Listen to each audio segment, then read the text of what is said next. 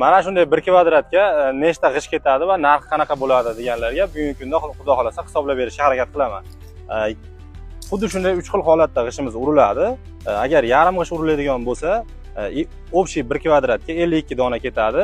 G'ishtni o'zi 1100 so'm, ustakalarimiz 600 so'm urishadi, 88400 so'm bo'ladi. Mana shunday yarim g'isht holati.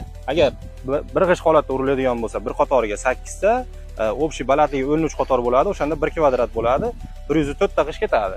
Buni ustakalarimiz 600 so'm urishadi, 1100 o'zining narxi. Shunda 176 ming so'm bo'ladi 1 kvadrat joyi. Mana shunday 1,5 g'isht holatda urilganda 156 ta g'isht ketadi. Ustakalarimiz buni ham xuddi shunday narxda urishadi. 256 ming 200 so'mga to'xtaydi. Xuddi mana shunday g'ishtlar kerak bo'lsa, Farg'ona bo'ylab Xudo xolasa yetkazib beramiz.